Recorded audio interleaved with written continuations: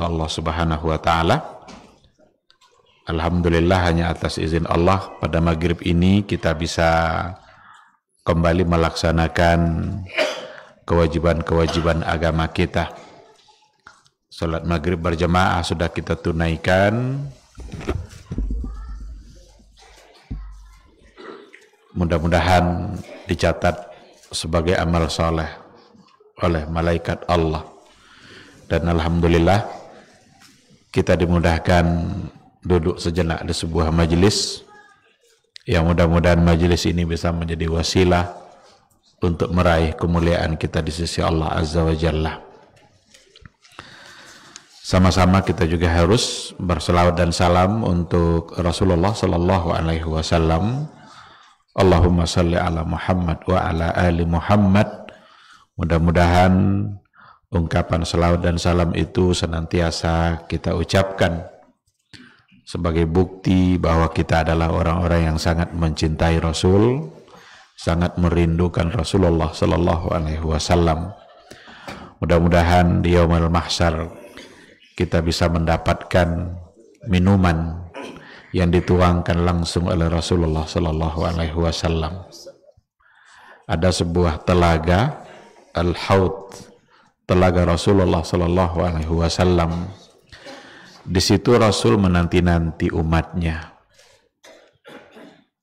Mudah-mudahan kita termasuk yang dituangkan langsung minuman itu oleh Rasulullah sallallahu alaihi wasallam. Dalam sebuah hadis dikatakan, "Man syariba minhu lam yazma abadan." Barang siapa yang kalau sudah minum dari air telaga itu, dia tidak akan lagi merasa haus untuk selamanya. Ada orang yang diusir oleh malaikat. Diusir oleh para malaikat, tidak boleh mendekat. Kata Rasul, bukankah mereka adalah umatku? Tapi kata malaikat, innaka la tadri ma ahdatsu ba'dak. Kamu tidak tahu apa yang telah mereka lakukan setelah kepergianmu. Kamu tidak mengetahui apa yang telah mereka lakukan setelah kamu wafat. Oleh karena itu, bertahan di atas sunnah Rasulullah sallallahu alaihi wasallam membuat kita insya Allah mendapatkan minuman yang langsung disampaikan dan diberikan oleh Rasulullah sallallahu alaihi wasallam dari telaganya. Mudah-mudahan kita juga mendapatkan syafaat dari beliau, sebuah pertolongan yang tentu saja kita nanti-nanti. Semua kita mengharapkan syafaat dan pertolongan itu, karena di hari itu semua kita merasa amalnya kurang. Tidak akan ada orang di hari itu merasa amalnya banyak. Yang ada adalah merasa kurang. Oleh karena itu perasaan kurang itu dari sekarang harus terus ada. Jangan pernah kita merasa amalnya sudah banyak. Meskipun yang sudah kita lakukan banyak. Tapi kita tidak tahu dari semua yang kita kerjakan itu kira-kira yang diterima oleh Allah itu berapa. Adakah setengahnya? Adakah sepertiga? Adakah seperempat? Jangan-jangan tidak ada yang diterima oleh Allah. Kita harus tetap berharap agar amalan kita diterima. Tapi kepastiannya hanya ada di tangan Allah. Siapa tahu tidak ikhlas, atau terpaksa, atau mengerjakannya asal-asalan, atau dibuat tidak sesuai dengan yang diperintahkan, macam-macam sebabnya. Tapi bagaimanapun, kita semua berharap semoga semua amal kita diterima oleh Allah Subhanahu wa ta'ala. Amin, amin ya rabbal alamin. Ikhwati fillah, ma'asyiral hadirin wal hadirat, rahimani Allah wa iyyakum. Kembali pada malam hari ini kita akan melanjutkan kajian usul fikih dan kaidah-kaidahnya. Kita baru sampai pada adillatul ahkam, dalil-dalil hukum. Yang terakhir yang sudah kita bahas adalah dalil qiyas. Qiyas itu sudah kita bahas. Berarti kita sudah menyelesaikan al-adillah al-muttafaqu alaiha. dalil-dalil yang disepakati oleh para ulama. Ternyata selain daripada dalil-dalil yang disepakati, itu ada dalil yang mukhtalaf. Ada dalil yang diperselisihkan. Kalau dikatakan dalil yang diperselisihkan, itu artinya ada di antara ulama dan bahkan dari ulama-ulama mazhab yang tidak sepakat untuk mengatakan itu sebagai sebuah sumber hukum. Apa alasannya? Tentu ada. Yang jelas, kalau dikatakan mukhtalaf, yang diperselisihkan berarti tidak disepakati.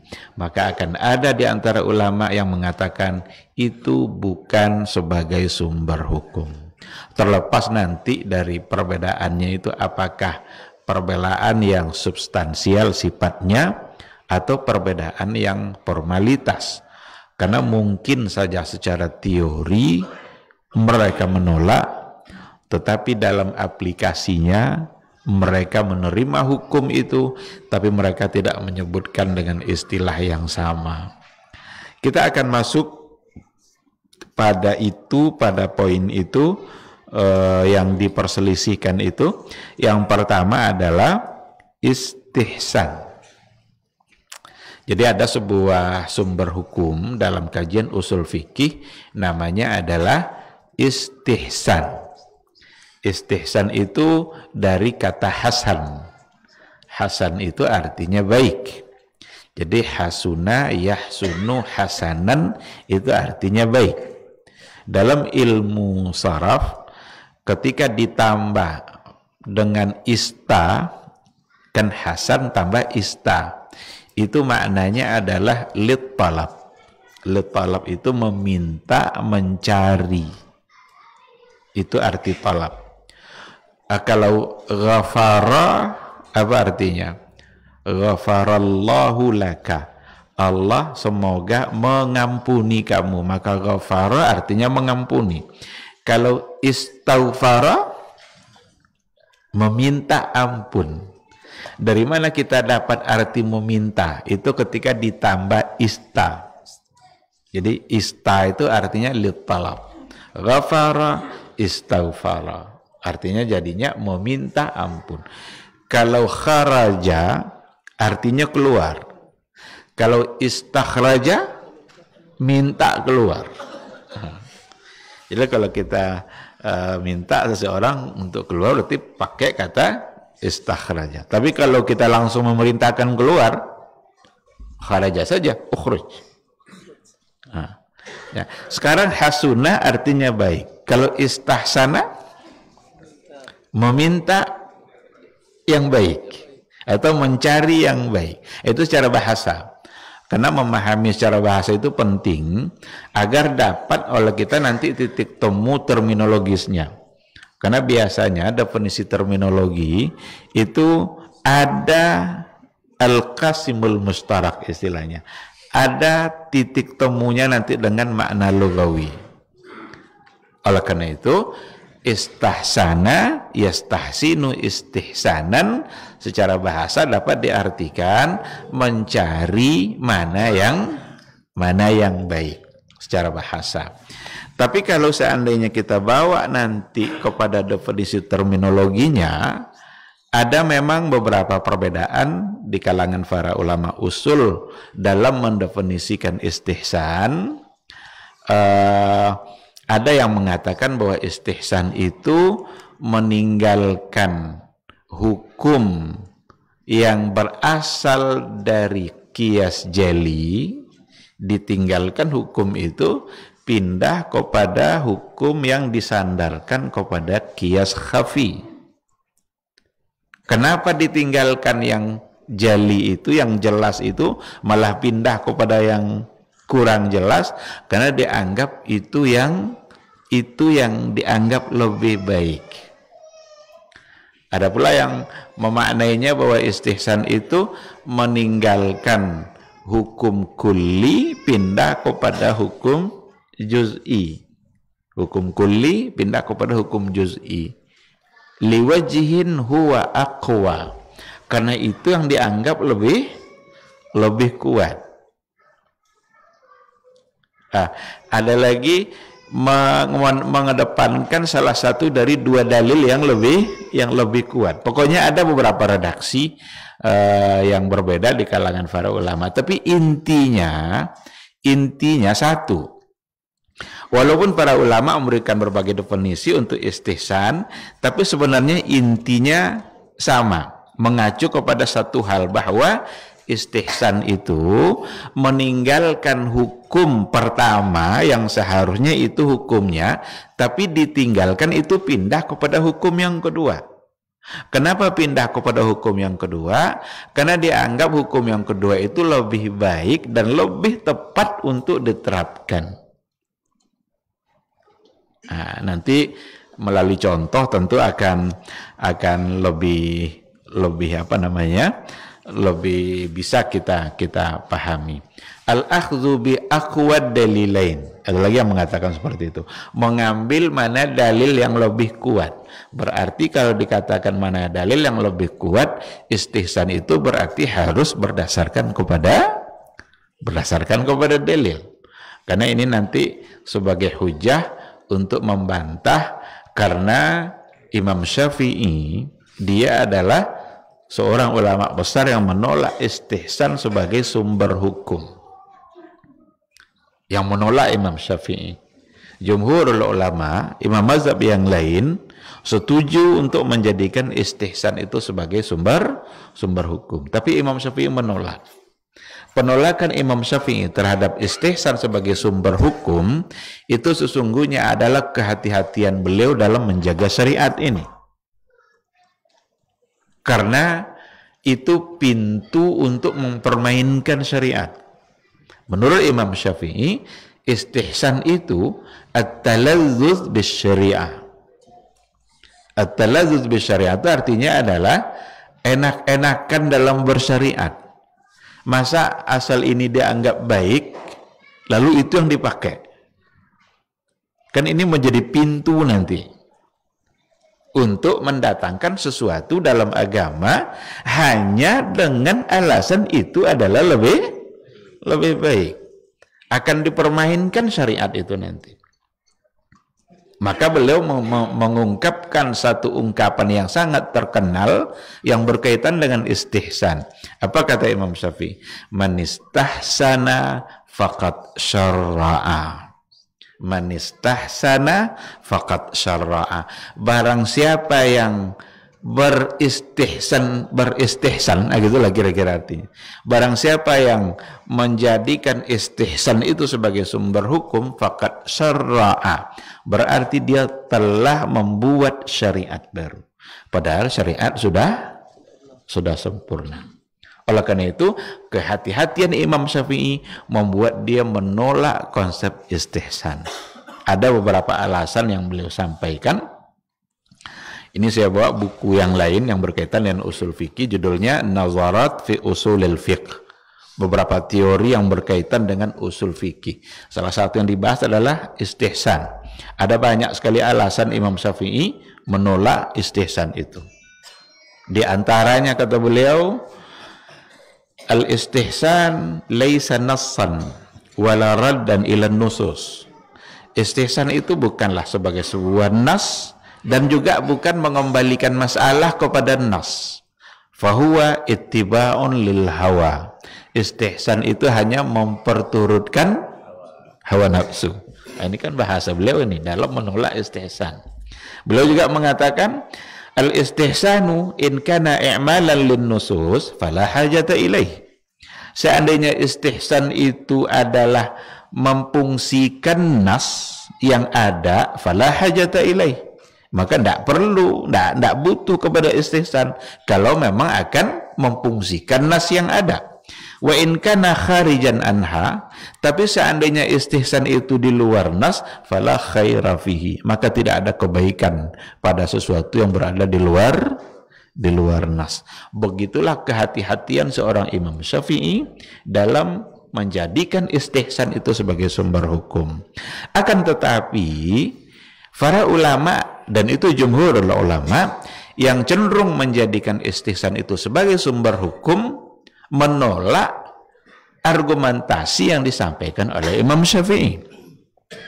Karena istihsan yang diinginkan oleh Abu Hanifah sebagai konseptor istihsan itu bukanlah mempermainkan syariat. Tidak mungkin orang sekaliber Abu Hanifah merumuskan sebuah konsep istihsan lalu tujuannya adalah untuk mempermainkan syariat. Tidak mungkin.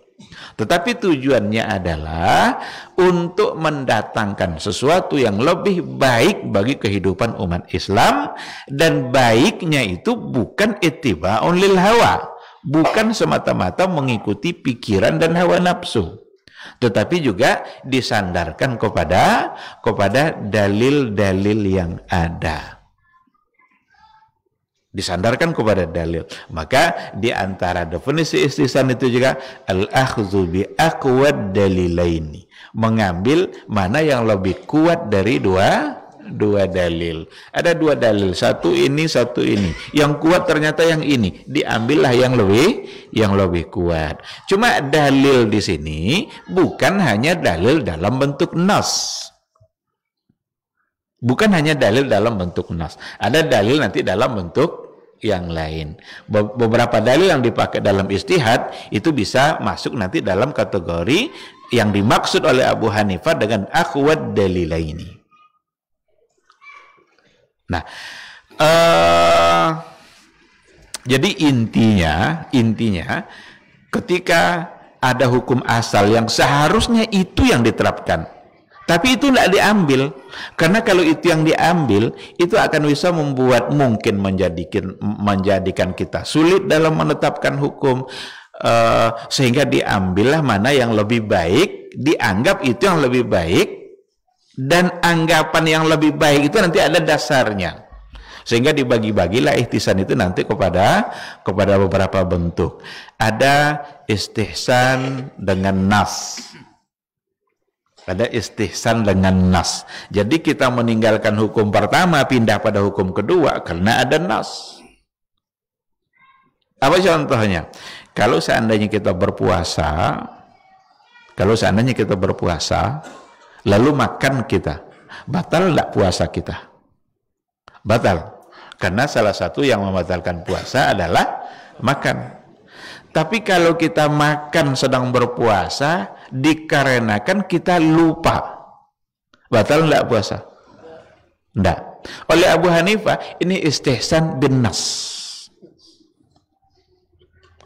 Istihsan juga tapi bin nas, karena ada nasnya. Kata Imam Syafi'i, kalau memang ada nasnya kenapa disebut istihsan? Iya kan? Kalau memang ada nasnya, kan ada nasnya, ya udah pakai aja nas itu. Tapi oleh Abu Hanifah itu masuk dalam kategori istihsan karena meninggalkan hukum asal. Apa hukum asalnya? Hukum asalnya kalau makan puasa batal. Tapi ternyata kalau seandainya dia makan karena lupa, maka puasanya tidak batal. Disebutlah dengan istihsan bin nas. Istihsan tapi dengan ada nas, menggunakan nas, ditinggalkan hukum pertama, hukum asal. Nah, kan nampak oleh kita bahwa istihsan itu sebenarnya bukanlah mempermainkan syariat. Karena tidak mungkin orang selevel Abu Hanifah, Imam Malik yang pro pada istihsan, lalu mereka akan mempermainkan syariat. Mustahil. Tapi Imam Syafi'i ingin menunjukkan kehati-hatiannya dalam menjaga syariat ini, agar tidak mau dipermainkan syariat. Sedangkan sudah dijaga sebegitu ketat oleh para ulama, tetap aja banyak orang yang mempermainkan agama.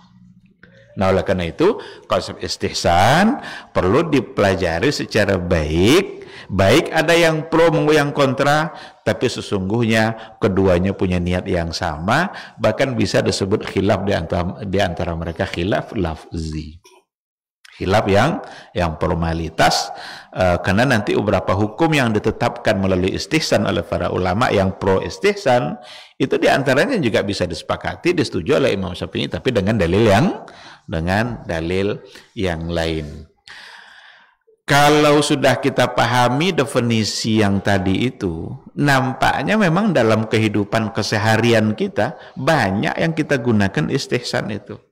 Seharusnya hukumnya begini, tapi yang begini ini tidak kita pakai, pindah kita pada hukum yang kedua. Karena menerapkan hukum pertama tadi begitu sulit. Saya berikan contoh. Kalau kita makan makanan sarapan pagi, lontong umpamanya. Sama enggak harga? Kalau ada A, B, maka lontong masing-masing 1 piring. Harganya umpamanya 10.000. Tapi pertanyaannya, isi dalam piring itu persis sama enggak? Besar potongan lontongnya, berapa lembar mie yang ada, kuahnya, berapa biji nangka yang masuk, berapa potong, persis sama enggak? Harganya? Hukum asalnya beda isi, beda harga. Itu hukum asal. Yang piring A ini karena potongan nangkanya 5 biji, yang ini 4. Nah ini 10.500. Ini 9.007. Hukum asalnya itu, tapi diamalkan dari hukum asal tuh. Betapa sulitnya nanti tukang jual lontong mengukur-ngukur potongan lontongnya itu dalam menetapkan harga. Diambillah satu hukum asal, maka lontong di situ sepiring 10.000. Kadang kalau sudah bagian akhir-akhir sekali kita datang ke situ, udah hampir habis. Mungkin yang kita dapatkan tidak lagi sama seperti, tapi harganya sama. Menetapkan harga yang sama untuk barang yang berbeda, sesungguhnya itu istihsan itu. Kalau makan bakwan namanya, makan bakwan. Ada bakwan 1 piring, sama enggak harga bakwan? Tapi persis sama enggak? Yang dihargai 1.000 tadi itu, enggak. Ada yang besar, ada yang kecil. Maka bakwan yang kecil biasanya lambat diambil orang itu. Yang besar-besar dulu yang adice ini kodang dulu kan. Nang kenek-kenek kok potongan itu lambe loh. Harganya boleh enggak tuh? Boleh istihsan. Yang enggak boleh itu maka 5 bayu 3. Aku enggak boleh. Tapi kalau lari bayu dan dimakan dari walaupun harganya disamakan untuk barang yang berbeda. Maka kalau kita lihat makanan-makanan, produk-produk yang makanan anak-anak itu kan lengkap itu, komposisinya, berapa mili isinya, itu sangat islami itu. Berarti isinya sama. Sangat sesuai dengan yang diinginkan oleh Islam, karena kita membeli hal yang sama. Kalau kita beli aqua 600 ml umpamanya, setiap aqua botol itu isinya pasti, maka harganya sama. Itu sangat islami sekali, karena kita membeli sesuatu yang sama dengan harga yang sama. Ini bukan tidak islami yang tadi itu, maka perlu istihsan. Dengan adanya istihsan, ditinggalkanlah hukum pertama tadi. Apa hukum pertama? Harusnya berbeda harga dengan berbeda ukuran. Tapi itu ditinggalkan karena kesulitan nanti untuk mengukur ukuran bakwan dan menentukan harga. Kalau biasa, kalau kita tinggal di perumahan-perumahan, itu ada uang sampah. Sebulan umpamanya bayar uang sampah berapa? Umpamanya 10.000, tapi sampah masing-masing rumah sama enggak?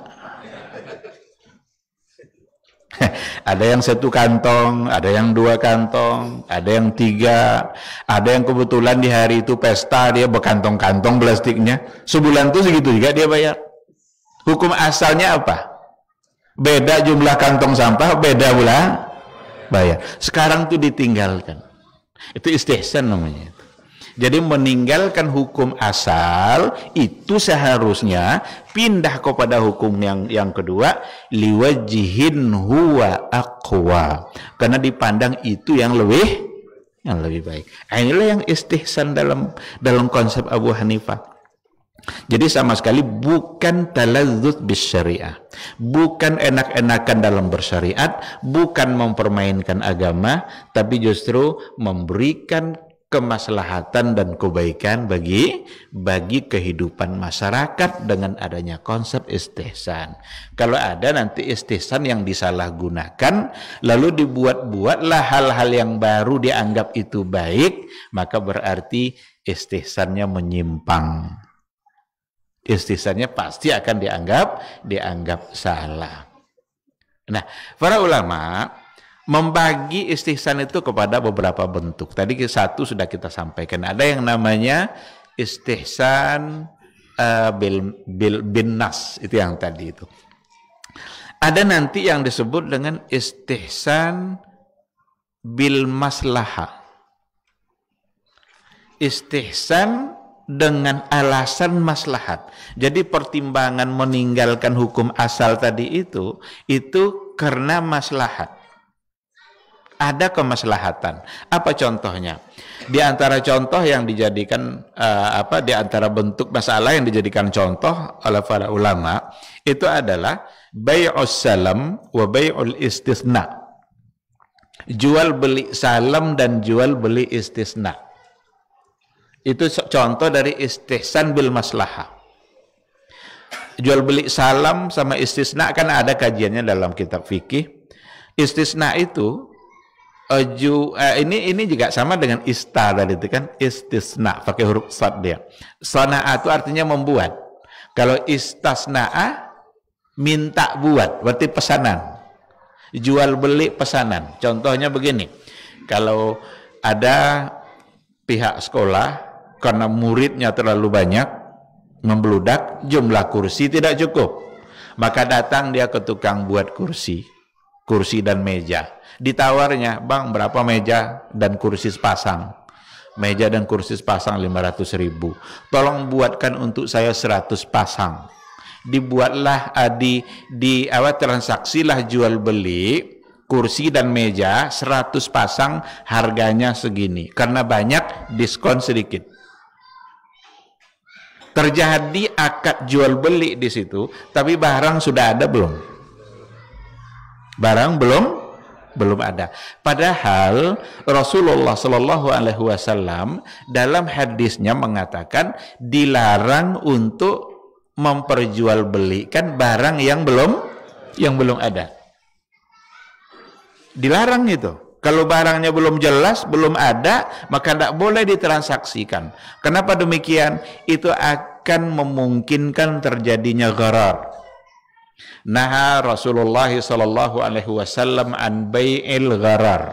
Rasul melarang praktek jual beli yang di situ ada tipu-tipuannya, ada yang tidak jelas. Naha Rasulullah sallallahu alaihi wasallam an bai'is thimari qabla budui salahiha.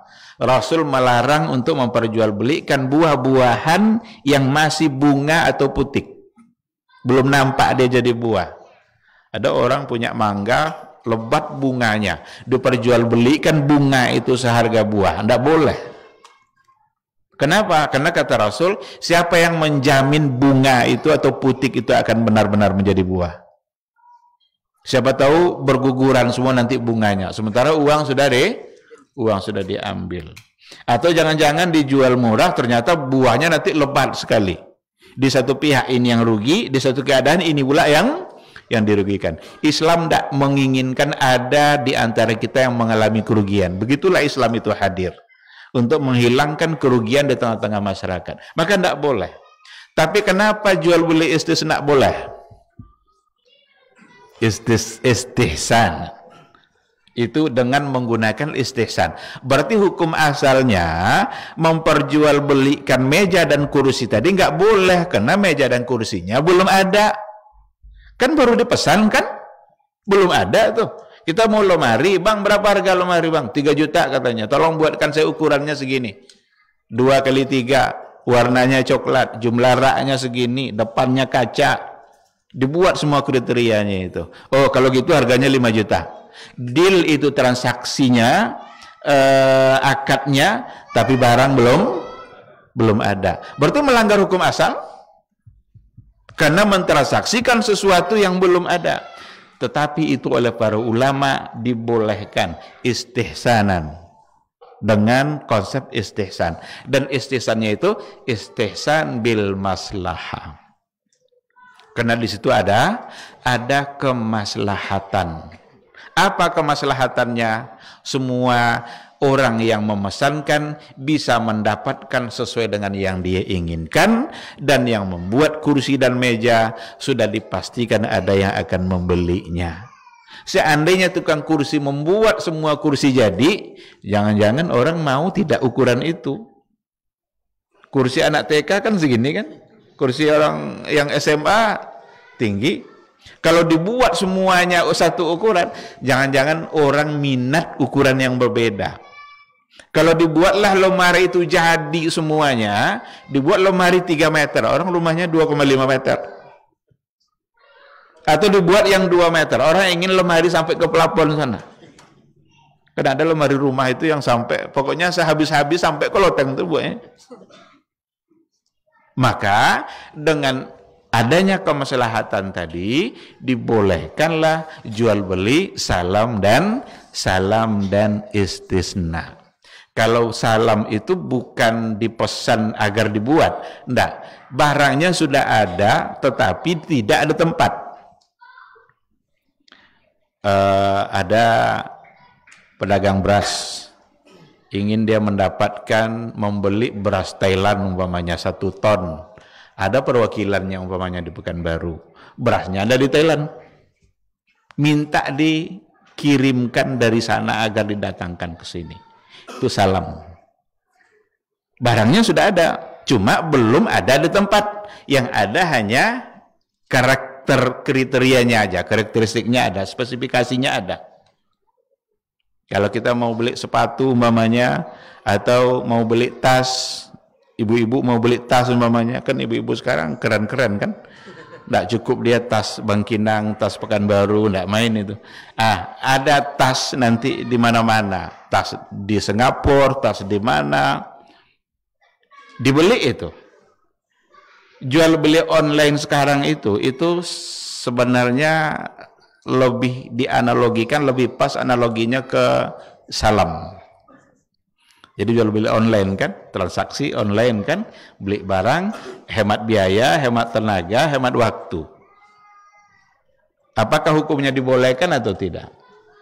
Kalau dikiaskan kepada jual beli salam, apa hukum jual beli salam? Maka hukumnya juga menjadi sama. Jual beli salam oleh para ulama dibolehkan, hanya dengan memperlihatkan spesifikasinya tanpa ada barang secara langsung. Nah, maka al-istihsan bil maslahah atau maslahat bisa dijadikan salah satu alasan dalam istihsan. Dan kalau seandainya dikembalikan nanti kepada catatan sejarah Abu Bakar, Umar, Utsman, itu mereka banyak yang menerapkan satu kebijakan yang ternyata itu sebagai usulul istihsan, itu sebagai dalilul istihsan. Bahkan dijadikan menulis Al-Quran atau membukukan Al-Quran dalam satu bentuk mushaf, itu juga merupakan bagian dari dianggap istihsan bil maslahah. Kan awalnya Abu Bakar menolak kan? Abu Bakar menolak itu, Umar yang mengusulkan agar Al-Quran itu dibukukan. Kata Abu Bakar, mana mungkin saya melakukan sesuatu yang tidak pernah diperintahkan oleh Rasulullah Sallallahu Alaihi Wasallam. Tapi Umar terus memberikan masukan-masukan kepada Abu Bakar, memberikan alasan-alasan kemaslahatannya, dan pada akhirnya Abu Bakar bisa menerima. Sampai Abu Bakar mengatakan, pada akhirnya Allah membuka dada saya untuk menerima idenya Umar ibn al-Khattab. Itulah yang dia sepakati. Akhirnya dibukukanlah Quran itu menjadi sebentuk mushaf. Mushaf Al-Quran.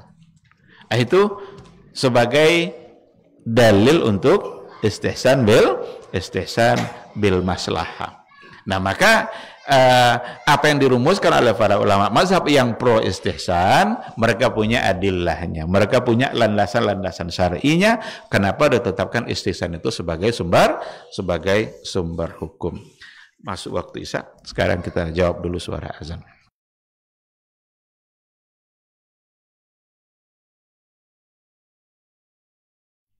Ketahuilah bahwa ketika kita mengikuti sebuah majelis ilmu, itu sesungguhnya Allah sedang memberikan kepada kita sekian banyak fadilah dan keutamaannya. Karena sungguh sangat mulia orang-orang yang berada di majelis ilmu. Orang-orang yang berada di majelis ilmu adalah orang-orang yang akan dimudahkan baginya jalan menuju surga Allah. Dalam hadis dikatakan oleh Rasulullah sallallahu alaihi wasallam, "Man salaka tariqan yaltamisu fihi ilman, sahalallahu lahu tariqan ilal jannah." Barang siapa yang menempuh satu jalan di mana tujuannya adalah untuk mendapatkan ilmu, maka Allah akan mudahkan baginya jalan menuju surga. Surga itu perlu iman, dan mendapatkan surga itu perlu ilmu. Maka di majelis ilmulah kita bisa menumbuhkan iman kita, dan di majelis ilmulah kita bisa mendapatkan ilmu pengetahuan. Maka sering-seringlah menghadiri majelis yang bisa menambah iman kita dan juga bisa menambah ilmu, agar surga Allah itu benar-benar semakin dekat dengan kita bersama.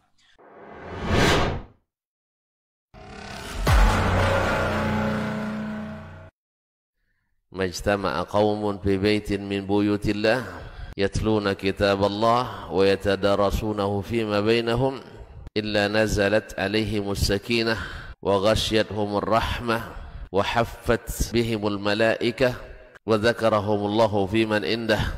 Tidaklah suatu kaum duduk di salah satu rumah Allah membaca ayat-ayat Allah dan sama-sama mempelajarinya, kecuali turun kepada mereka as-sakinah, ketentraman dan kenyamanan.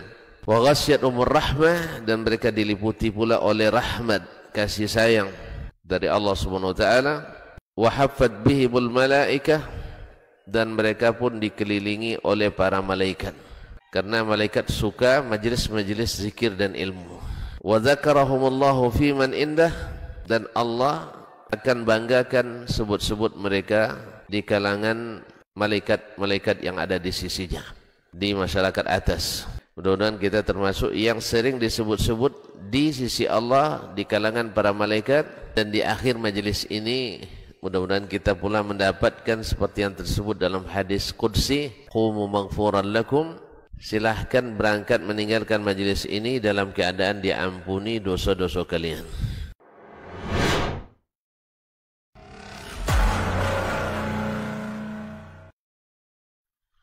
Orang yang keluar dari rumahnya menuju rumah Allah untuk menuntut ilmu syar'i, maka sungguh dia sedang berjalan di jalan ilmu, dan itu akan memudahkannya untuk menuju surga Allah Subhanahu wa taala. Man salaka tariqan yatlubu fihi ilman, salakallahu bihi tariqan min turuqil jannah. Barang siapa yang menempuh sebuah jalan yang ditempuhnya adalah jalan menuntut ilmu, maka Allah akan mudahkan jalannya untuk menuju surga Allah Subhanahu wa taala. Orang yang berangkat ke masjid untuk menuntut ilmu syar'i dianggap sebagai jihad fi sabilillah. Nabi alaihi salatu wassalam bersabda, "Man dakhala masjidana hadza", barang siapa yang memasuki masjid kami ini, yakni Masjid Nabawi, liyata'allama khairan, untuk belajar atau mempelajari kebaikan, au yu'allimuhu, atau dia mengajarkan kebaikan, kal mujahidi fi sabilillah, adalah seperti orang yang berjihad di jalan Allah. Mudah-mudahan kehadiran kita di rumah Allah yang mulia ini, tujuan kita hanya satu, untuk mencari ridha Allah tabaraka wa ta'ala. Mudah-mudahan ilmu yang kita pelajari, ilmu yang memberikan keberkahan, yang menerangkan jalan kita dan senantiasa menjaga kita di jalan Allah Subhanahu wa ta'ala.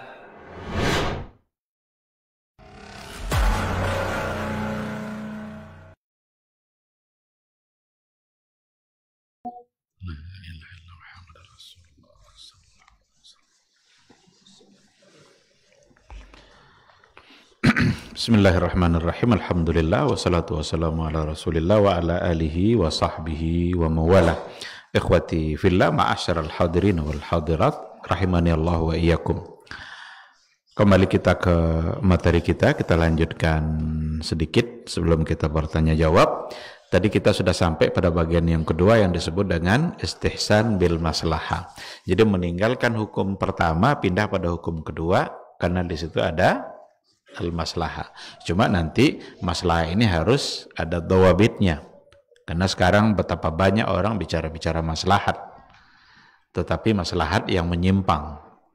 Karena kalau diberikan kebebasan bicara maslahat tanpa dawabit, yang akan terjadi justru adalah kekacauan dalam agama.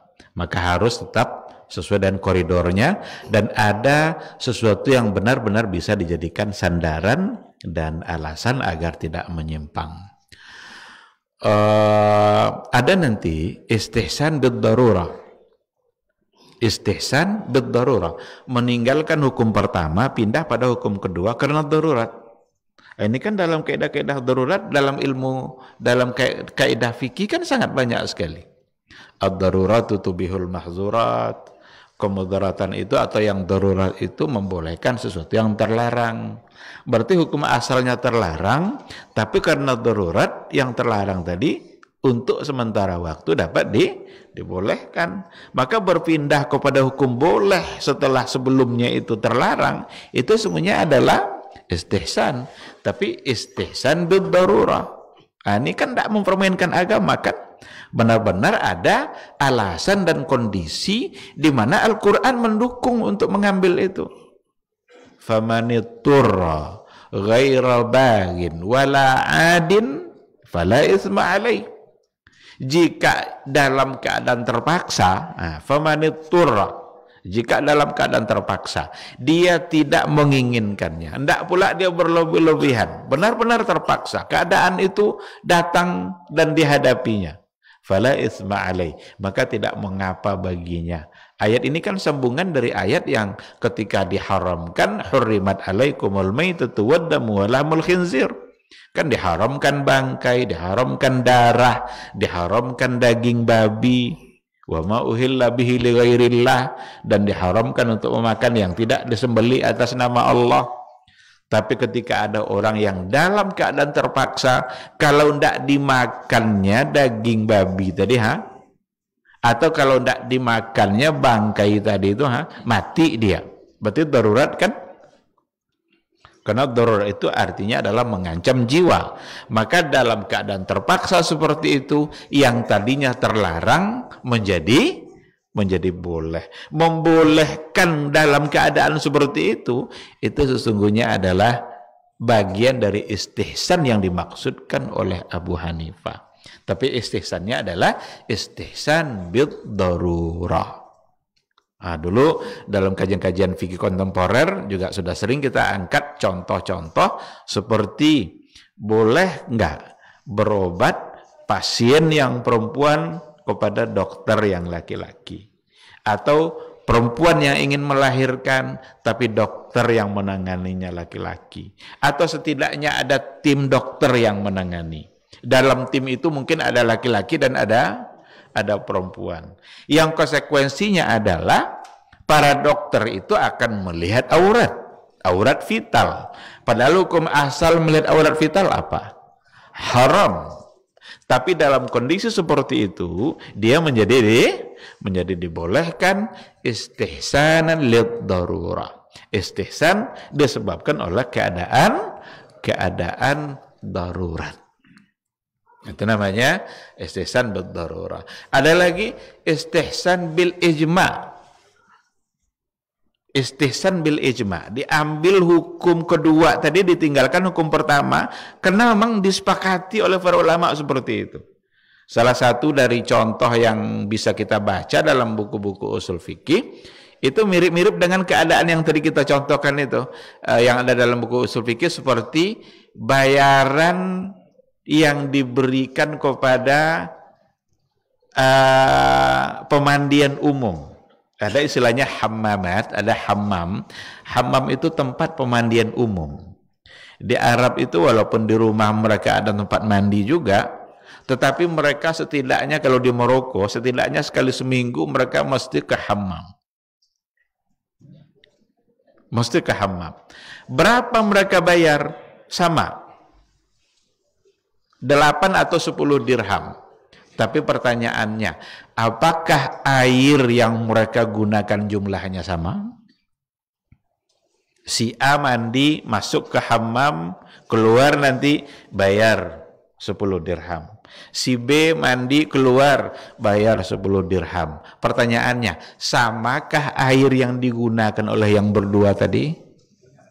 Enggak. Kalau diharuskan sama, kan tidak mungkin pula diintip-intip oleh penjaga hammam yang mandi tadi. Udah berapa ember nih? Berapa ember nih? Untuk menentukan bayaran? Enggak. Asal keluar, asal mandi situ bayar. Dan bayarnya sama. Itu menjadi salah satu dari contoh istihsan bil ijma. Disepakati seperti itu. Tidak ada yang membantah kalau bayarnya harus sama. Ya ijma itu kan setidaknya tidak didengar ada orang yang membantah. Dan bahkan ada istihsan bil urf. Istihsan bil urf. Salah satu dari contoh istihsan bil urf itu adalah memberikan upah kepada kepada ibu yang menyusukan anaknya. Jadi kan dari dulu kan kalau di Arab apalagi itu anak kadang diserahkan kepada ibu susuan untuk diberikan susu dan boleh diberikan upah. Upah itu kan dalam bab fikih kan ijarah itu ya. Tapi pernahkah kita tahu kualitas ASI yang dimiliki oleh seorang ibu? Berarti kita mengijarahkan sesuatu yang nggak jelas. Apa yang dia makan, kualitas apa yang didapat oleh anak yang diberikan susu oleh seorang ibu. Apakah ASINya baik atau tidak baik, berkualitas atau tidak berkualitas. Tapi yang jelas secara hukum itu dibolehkan untuk memberikan upah. Nah, jadi istihsan itu merupakan satu dari sumber hukum, hanya saja sumber hukum yang tidak disepakati. Jadi intinya istihsan itu meninggalkan hukum asal, hukum pertama, pindah kepada hukum yang kedua, dan ada kata kunci, liwajhin huwa aqwa, karena dianggap itu yang lebih kuat atau itu yang lebih baik. Kalau kita coba lihat, bahkan dari Imam Syafi'i sendiri yang tadi menolak istihsan, bahkan Imam Syafi'i itu menulis sebuah buku judulnya Ibtalul Istihsan. Ibtalul Istihsan, menolak istihsan, membatalkan istihsan. Tetapi dikatakan di sini oleh penulis buku beberapa bentuk ijtihad yang sesungguhnya substansinya adalah istihsan yang datang dari Imam Syafi'i. Diberikan contoh oleh beliau, waqad qala Syafi'i rahimahullahu taala bil istihsan bihadzal ma'na fi katsirin minal masail. Jadi ada istihsan yang oleh Imam Syafi'i dalam ijtihadnya dia terapkan substansi dari istihsan tadi. Jadi dia tolak karena taladzuz bis syariah, tetapi ada bentuk-bentuk istihsan dalam ijtihadnya yang dia sendiri menyebutnya sebagai istihsan. Apa di antara contoh? Salah satunya adalah annahu istahsana an takunal mut'atu 30 dirhaman. Jadi Imam Syafi'i itu menganggap sebagai sebuah istihsan untuk memberikan mut'ah itu 30 dirham. Mut'ah itu bukan, jangan dipahami mut'ah di sini mut'ah seperti orang Syiah. Mut'ah orang Syiah kan kawin kontrak, nikah pakai batas waktu, nikah setahun, 2 tahun, sebulan, seminggu, itu diharamkan oleh Nabi. Karena Rasul mengatakan saya mengharamkannya ila yaumil qiyamah, sampai hari kiamat. Walaupun pernah dulu ketika Ma'rakatul Khaybar, dalam perang Khaybar itu dibolehkan oleh Nabi sebentar untuk melakukan mut'ah, tapi dinasah hukum itu. Orang-orang Syiah menerima hukum boleh tapi tidak menerima hukum nasah. Hukum dihapuskan kembali. Nah, mut'ah di sini maksudnya adalah itu sesuatu yang diberikan oleh seorang suami ketika dia menceraikan istrinya. Maka ada namanya mut'ah. Mut'ah dalam masa iddah itu. Dia menceraikan itu, dia memberikan sesuatu. Nah, kata Imam Syafi'i, atau dalam istilahnya Imam Syafi'i, istahsana antakunal mut'atu 30 dirhaman. Dia memandang baik bahwa mut'ah itu sebaiknya diberikan sejumlah 30 dirham. Minimal segitu. Nah, berarti beliau sendiri menerapkan konsep istihsan dan bahasanya pun adalah istahsana. Bahkan juga waqala fi syuf'ah. Syuf'ah itu kan kalau kita menjual, umpamanya kita punya lahan, yang paling berhak untuk membeli lahan ini adalah orang yang di sampingnya. Ya kan?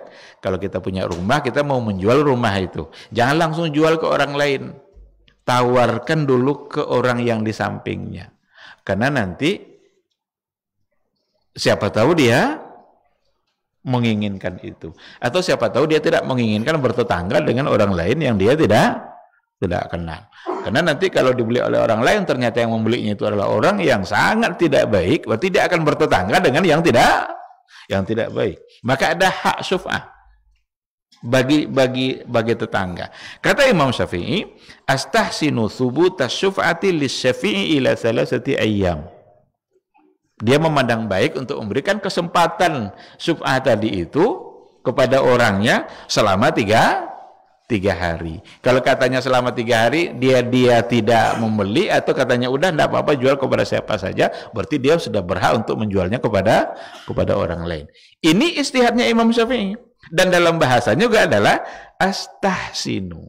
Berarti menggunakan istihsan. Nah, disinilah para ulama mengatakan bahwa istihad atau ikhtilaf di kalangan mereka adalah ikhtilaf lafzi, formalitas. Imam Syafi'i benar-benar untuk kehati-hatian dalam menjaga syariat, ditolaknya konsep istihsan karena akan mempermainkan syariat. Tetapi dalam beberapa istihad beliau berarti ketika istihsan itu sejalan dengan koridor syariah, maka Imam Syafi'i sendiri sebenarnya setuju dengan penerapan istihsan. Ada contoh istihsan yang disebutkan oleh Imam Ahmad. Wa qad istahsana al-Imam Ahmad asya' min hadzal qabil. Jadi Imam Ahmad juga memberikan beberapa contoh. Di antaranya adalah astahsinu ayyatayammama likulli salatin wal qiyasu annahu bimanzilatil ma. Kalau kita bertayamum, boleh enggak kita gunakan tayamum itu untuk sholat berkali-kali? Kalau wudhu boleh? Boleh kan? Wudhu boleh itu berkali-kali. Bahkan ada di antara ulama sholat subuhnya pakai wudhu sholat isya. Ini enggak ada kita kayaknya. Sholat subuhnya adalah menggunakan wudhu sholat isya. Sekarang pertanyaannya, untuk tayamum bolehkah untuk berkali-kali sholat?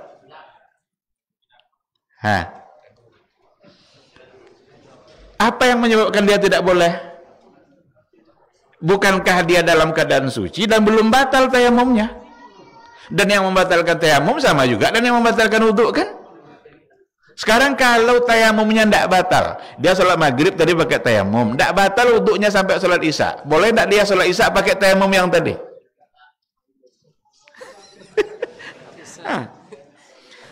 Boleh sebenarnya, tetapi oleh Imam Ahmad astahsinu ayyatayammama likulli salat.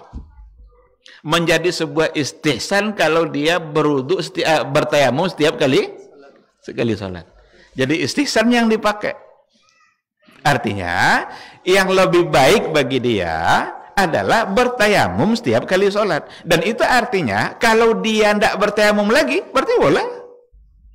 Cuma istihsannya apa? Istihsannya lebih baik bertayamum setiap kali sholat. Karena tidak ada sulitnya kan? Tidak ada sulitnya untuk bertayamum. Ada debu lalu kemudian bertayamum. Apalagi bertayamum dalam mazhab Imam Malik, dalam mazhab Maliki itu kalau ada batu nih batu itulah yang diusap-usapkan begini lalu tayamum dia. Maka mereka kadang kalau safar di tasnya ada batu. Dan batu itu gunanya untuk bertayamum. Kalau kita masuk ke masjid-masjid, hampir di semua masjid di Maroko pasti ada batu. Saya awalnya pas nengok batu itu saya pikir untuk kalau ada angin nanti biar tikar nih ndak apa gitu kan, ndak terbang oleh angin. Saya pikir fungsi batu itu. Saya tanya, ini untuk apa? Rupanya untuk tayamum. Jadi kalau ada mereka yang bertayamum, ditengoknya ada mana batu sini. Oh, rupanya ada situ batu. Pergi dia ke batu tuh. Digini-gininya batu tuh. Kan mudah sekali kan? Tetapi istihsannya adalah, ini contoh diberikan oleh Imam Ahmad. Astahsinu ayatayammama likulli salah. Istihsannya adalah dengan bertayamum setiap kali salat. Wal qiyasu annahu bimanzilatil ma'. Kiasnya, analoginya sebenarnya sama dengan berwudu pakai air. Kalau berwudu pakai air boleh berkali-kali, maka tayamum juga boleh. Yusalli bi hatta yahdus aw yajidal ma'. Salat dia berkali-kali bertayamum itu sampai batal tayamumnya atau sampai dia menemukan air. Tetapi dia tidak pakai hukum itu, dia malah mengedepankan istihsan. Istihsan untuk bertayamum setiap kali ingin mengerjakan sholat. Baik, ikhwati fillah, ini gambaran dari konsep istihsan yang ada dalam kajian usul fikih. Ya, barangkali tidak pula semua pembahasan yang sudah tersampaikan, tapi setidaknya poin-poin penting dalam masalah istihsan itu sudah kita sampaikan seperti yang tadi sudah kita jelaskan. Maka disinilah nampak oleh kita mukhtalafnya itu, berbedanya kan antara jumhur ulama dengan Imam Syafi'i. Tetapi Imam Syafi'i sendiri ternyata menggunakan kata istihsan dalam istihadnya, sementara dia secara teori menolak karena kehati-hatiannya untuk menjaga syariat ini. Mungkin ini yang bisa kita sampaikan pada kesempatan kali ini. Seandainya ada yang mungkin sebelum kita sholat, kalau ada yang mau dipertanyakan, dipersilahkan. Silakan.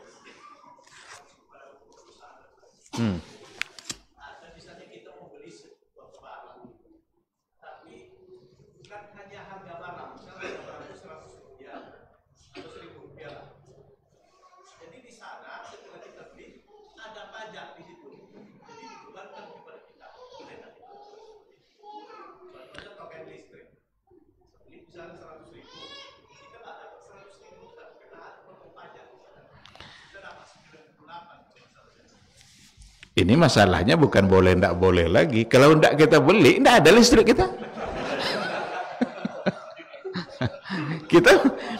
kita mau lari kemana gitu kan?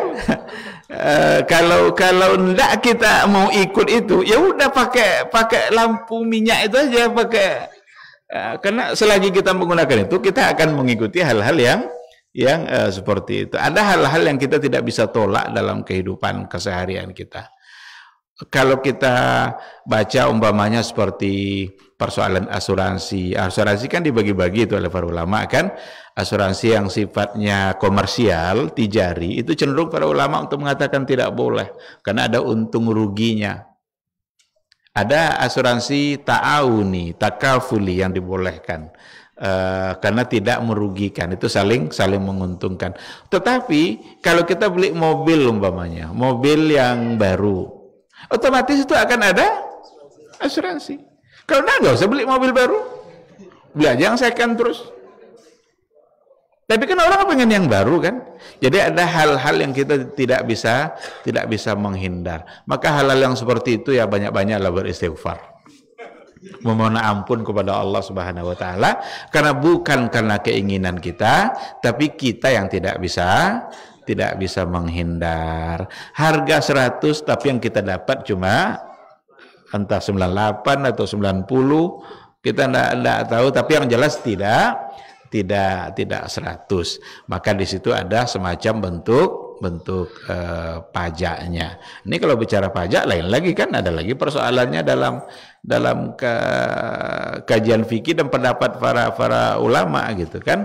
Karena bisa-bisa mengambil harta di jalan yang tidak Tidak hak, apalagi yang seperti tadi. Kita kalau menginap di hotel otomatis include pembayaran kita untuk pajak. Seharusnya yang bayar pajak yang punya hotel kan?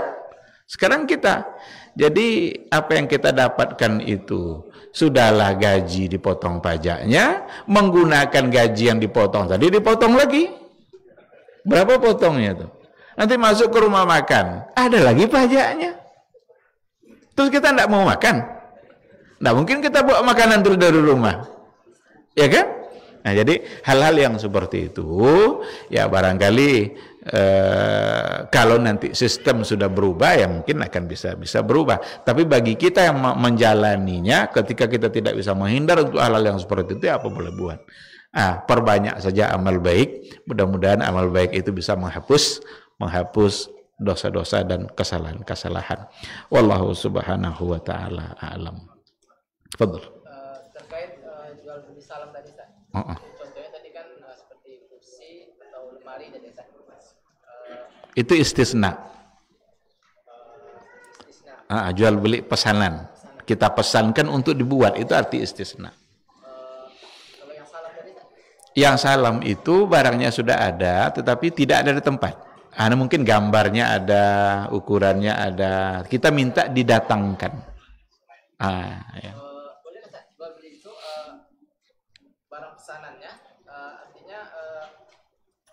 Bukan barang jadi kan, bukan barang belum jadi, artinya seperti kursi tadi, kursinya bukan kursi buatan tapi kursi yang sudah jadi kan, tapi barangnya belum ada, cuma ada spesifikasinya aja, tingginya sekian, lebarnya sekian, tapi belum ada barangnya, dan barangnya bukan barang pesanan, bukan dibikin gitu, tapi barang sudah ada, sudah jadi gitu. Itu kira-kira sama lah yang dengan barang yang tadi itu atau berbeda lagi itu?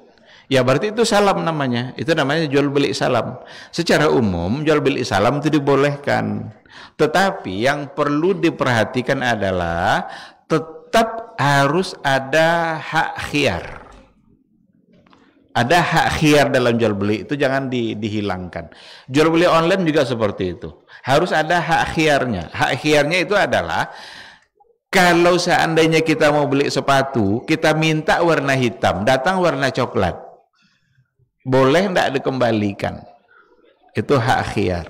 Oh, kalau coklat saya tidak mau, saya mau yang hitam, saya batalkan jual beli saya, atau ganti barangnya. Ganti barang tadi karena salah itu harus ada.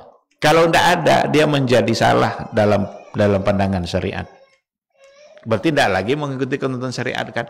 Karena dalam syariat itu jual beli ada namanya hakul khiyar. Khiyar itu ada lagi bagian-bagiannya. Ada khiyarul aib.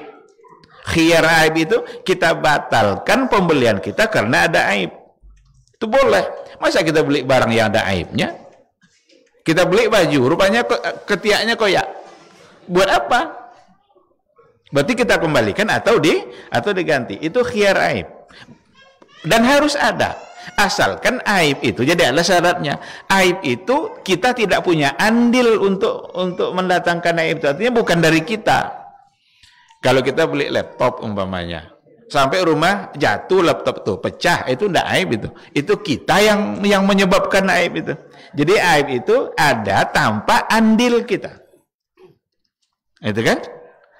Itu hak khiyar namanya. Ada lagi khiyar syarat, ada lagi khiyar majelis. Al-bai'ani bil khiyari ma lam yatafarraqa. Dua orang yang bertransaksi jual beli itu dibolehkan untuk menentukan khiyarnya ma lam yatafarraqa, sebelum dia berpisah dari majelisnya. Boleh kita batalkan. Kita mau beli lemari, udah deal nih. Udah deal jual beli kita. Kita masih dalam majelis itu. Tiba-tiba kita dapat telepon, mungkin ada sesuatu yang terjadi, ada musibah, dan kita perlu duit. Dan duit hanya duit itu. Maaf Pak, tidak jadi saya perlu duit. Boleh itu. Malam yatafarraqa. Sebelum dia berpisah. Kalau udah berpisah, tidak lagi. Udah sampai pula di rumah, datang lagi ke penjual. Tidak jadi wali dabangnya. Anak sakit perlu duit ya, tidak bisa lagi. Tapi malam yatafarraqa, sebelum dia berusaha, itu khiyar namanya. Jadi yang tadi itu jual beli salam namanya, dan agama secara umum itu membolehkan. Tetapi tetap dengan adanya hak khiyar. Sehingga kalau terjadi sesuatu yang tidak diinginkan pada barang, atau kita beli sepatu minta nomor 38 datang 42. Mau diapain sepatu nomor 42? Siapa yang mau pakai? Tentu ada hak khiyar. Kita minta itu diganti. Kalau tidak ada gantinya minta untuk dibatalkan, berarti dibatalkan itu hak khiyar namanya. Jadi masih bingung Ustaz. Saya belum bisa membedakan mana yang jual beli salam, mana yang jual beli Istisna. bukan Ustaz, jual beli salam, mana jual beli yang kita tidak memiliki barangnya. Artinya kita jual beli dulu tapi barangnya belum ada gitu kan. Kan ada larangan jual beli yang barangnya belum ada gitu kan. Nah, itulah hukum asalnya. Sebenarnya itu hukum asalnya. Nah, Rasulullah sallallahu alaihi wasallam an bai'il ma'dum atau an bai'il gharar, karena akan memungkinkan terjadinya gharar. Seperti buah yang masih putik tadi itu akan ada gharar nanti, karena kita tidak bisa menjamin apakah bunga itu akan benar-benar jadi buah atau tidak. Jadi kita duduk-duduk di pinggir sungai nih, ada serombongan ikan lewat. Kata kawan kita, bilang sama kawan kita, kamu mau ndak beli ikan tuku saya tangkap sekarang juga. Iya, ndak apa-apa katanya, 5.000 sekilo. Padahal ikan belum deh. Siapa yang menjamin ikan itu berhasil ditangkap? Tidak ada kan? Tapi kalau tadi kita minta datangkan kursi, ini gambarnya, kursinya ada di Yogyakarta mungkin, dan itu berbeda. Karena ini lebih real. Kalau yang tadi itu tidak real dia. Bahkan ada kemungkinan kita tidak bisa mendapatkannya. Itulah sebenarnya yang membedakan. Dan itu juga alasan ulama membolehkan. Hanya karena barang yang tidak ada di tempat. Wallahu a'lam. Silakan, saudara.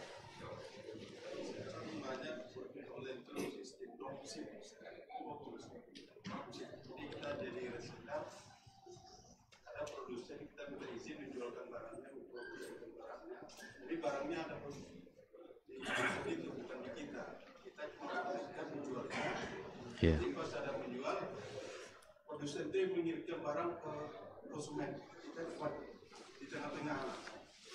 Ini harus berhati-hati, karena kebanyakan prakteknya adalah salah. Kita menjual itu atas nama apa? Atas nama apa kita menjual? Atas nama wakil dia kah? Kita perwakilannya, lalu kita wakil mereka untuk memperjualbelikan barang, sehingga kita mendapatkan fee dari penjualan. Kita tidak menentukan harga. Yang terjadi sekarang adalah, yang kebanyakan terjadi, umpamanya dia sebagai reseller itu, umpamanya sepatu, harga sepatu itu mungkin 300.000, dia akan jual nanti 350.000, dia merubah harga itu, tidak ada hak dia, dan bahkan dia tidak kasih tahu perubahan harga itu kepada penjual. Apa hak dia menjual itu sekarang? Kalau dia beli dulu sepatu itu 300.000, lalu dia jual, silakan. Tapi itu penjual udah mengizinkan. Hah? Penjual udah mengizinkan.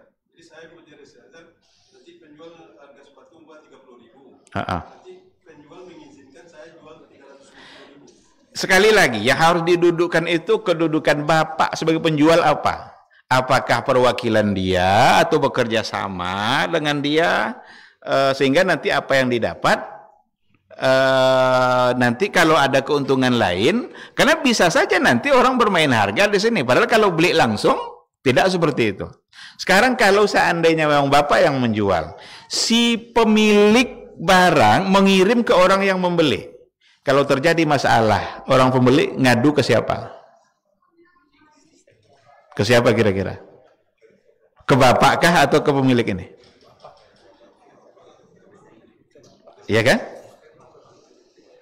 Mau tidak mereka menerima aduan-aduan seperti itu? Klaim-klaim seperti itu? Di sini nanti masalahnya. Jadi dudukkan betul. Kita kalau ingin berusaha, jangan semata-mata mengejar besarnya keuntungan yang didapat. Yang perlu diperhatikan halal dan keberkahan yang didapat. Karena orang sekarang tanpa modal dia bisa mendapatkan untung yang luar biasa. Tapi seandainya terjadi masalah, sekarang barang yang dikirim tidak sesuai dengan yang diinginkan, siapa yang akan bertanggung jawab? Bisa tidak dia ngadu ke bapak sebagai penjual? Tidak bisa kan? Yang jual tadi siapa? Nah, itu dia. Tapi kalau bapak sebagai wakil dia, bapak melaporkan ke dia, ya kan? Bisa melaporkan pihak-pihak yang punya barang. Karena ada masalah, laporkan, tolong diganti barangnya, karena bapak wakilnya. Tapi kalau enggak, disinilah nanti persoalan itu akan muncul. Dan agama sekali lagi menghindarkan kita untuk terjadi dan terjatuh kepada berbagai macam masalah-masalah dalam kehidupan. Karena untuk itulah syariat itu datang. Wallahu a'lam.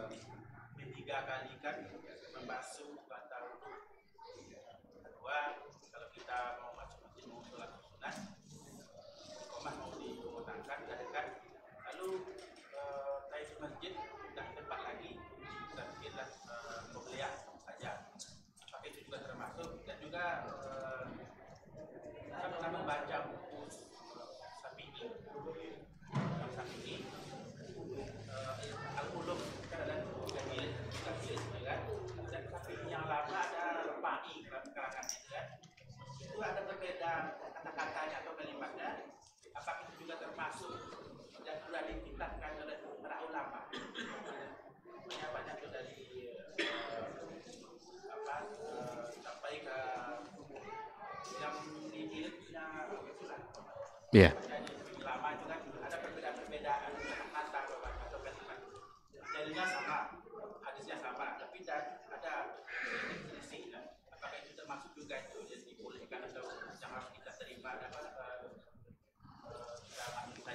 Ya, baik. Menigakalikan basuhan itu sebagai sunnah, at-taslis, sunnah. Itu menigakalikan membasuh pada saat kita berwudu. Hukum asalnya sekali. Jadi kalau seandainya kita basuh sekali dan sudah basah semuanya, itu secara hukum sudah sah wudu kita. Tapi kalau belum basah semuanya berarti belum. Harus basuh yang kedua. Tapi kalau sudah sekali siram basah semuanya, dari ujung ini sampai siku ini kena oleh air, sekali siram, secara hukum wudu sudah sah. Tetapi sunnahnya adalah menigakalikan, dan Nabi yang menganjurkan untuk menigakalikan itu. Innallaha witrun wa yuhibbul witra. Dan banyak hal-hal yang disuruh oleh Nabi dalam bentuk tiga kali. Maka mengamalkan basuhan untuk kita 3 kali sesungguhnya kita mengikuti sunnah Rasulullah Sallallahu Alaihi Wasallam. Kemudian terkait dengan masuk, lalu kita tidak sempat lagi tahiyatul masjid, tapi kita cukupkan dengan qabliyah saja.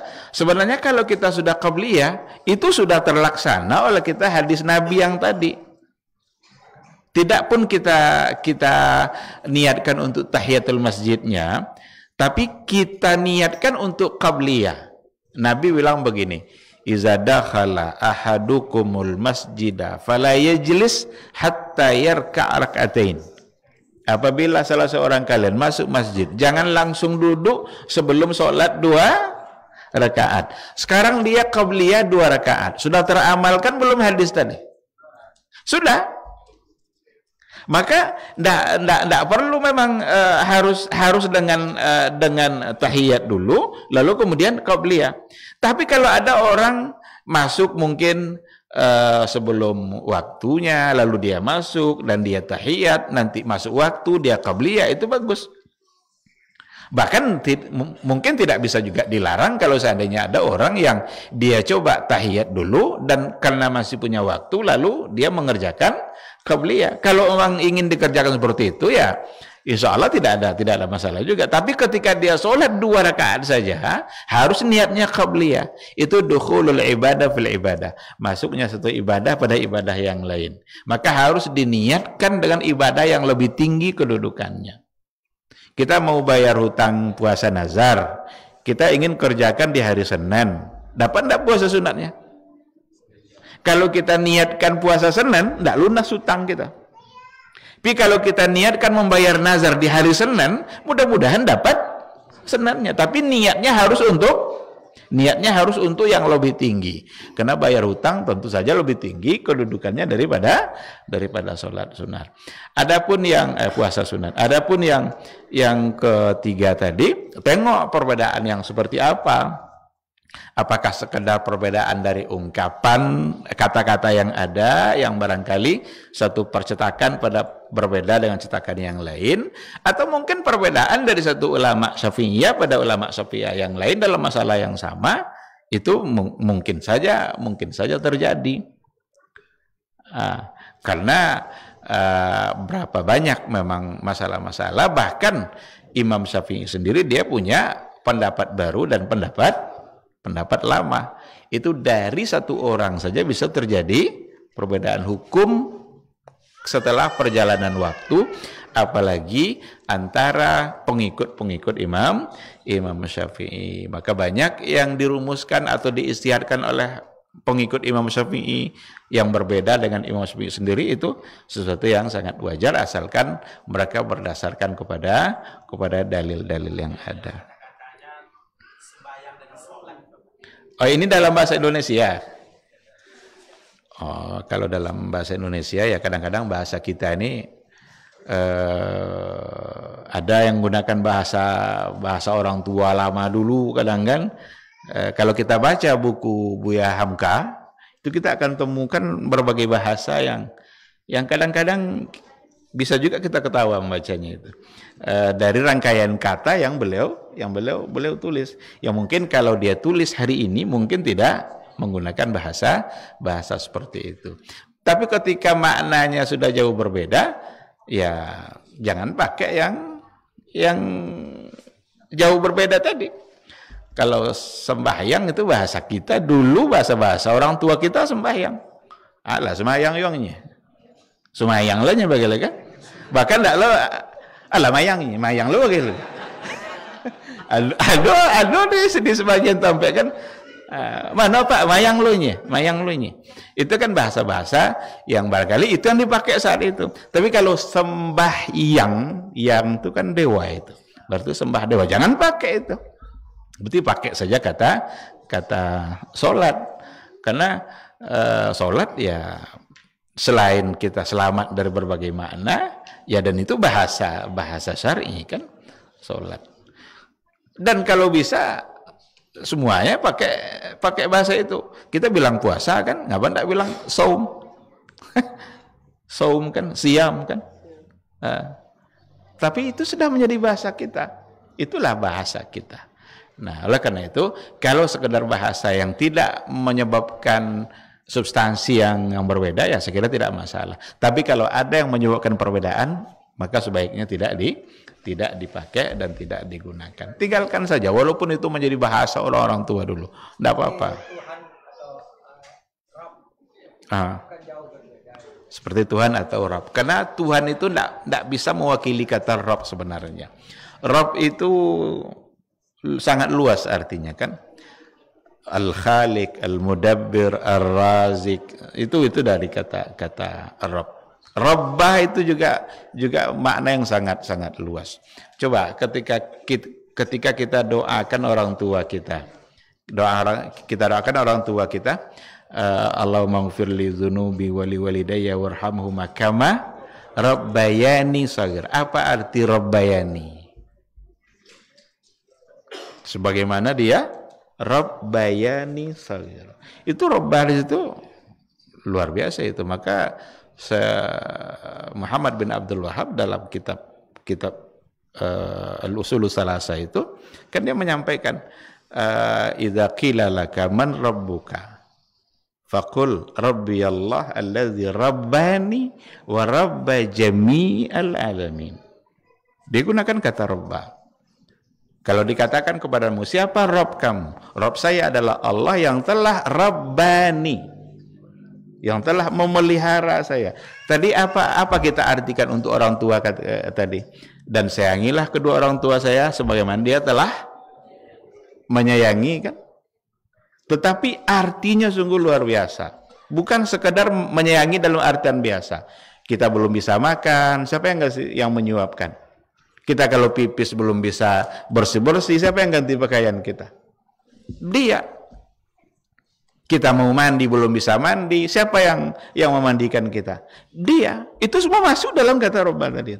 Maka ketika dikatakan Rabb saya adalah Allah yang telah Rabbani, yang telah memelihara saya, masuk di situ. Razik, dia memberi rezeki, dia yang mengatur, dia semua yang mengurus kita. Allah semua yang mengatur. Itu. Jadi memang tidak terwakili untuk memaknai Rabb itu oleh kata Tuhan. Tapi itulah mungkin kelemahan bahasa kita. Dan itu menandakan bahasa Arab itu sangat luas. Maka jangan dibenci bahasa Arab. Tidak ada alasan sedikit pun untuk membenci bahasa Arab dan untuk membenci Arab. Tidak bisa. Kalau ingin membenci bahasa Arab, carilah apa bahasa kitanya akal. Tidak ada. Akal itu bahasa Arab.